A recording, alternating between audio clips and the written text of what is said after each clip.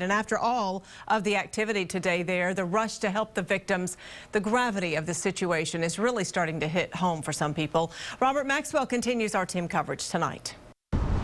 Listen carefully for what you won't hear in West. This is a town founded on the railroad. There's 10, 15 trains daily that come through here. And Courtney Teach should know her house south of town sits beside the rail line. The trains offer her family a comforting, predictable rumble. We usually have a pool and a trampoline in the summer right here in this area, and the trains go by and the kids wave and they honk and the people are hanging out the trains waving. You know, it's just a daily part of your life. Then what they thought was that familiar rumble turned into a horrifying roar as the fertilizer plant exploded. We lost power.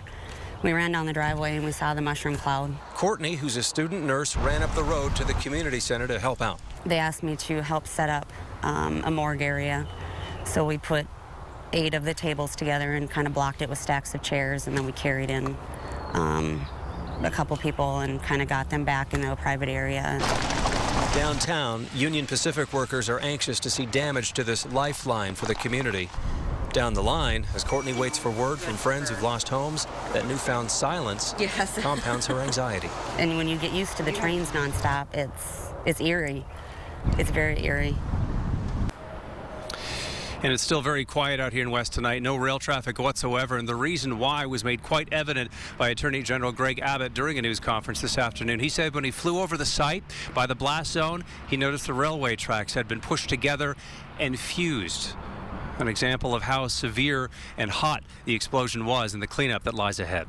We're live in West tonight. Robert Maxwell, KXAN News. Horrible images to imagine. Rob, looking for some type of comparison. One of the best examples we can give you happened in 1995, 18 years ago tomorrow. The bombing in Oklahoma City. 168 people were killed when a rental truck loaded with explosives and fertilizer was parked outside, obliterating one whole side of the building.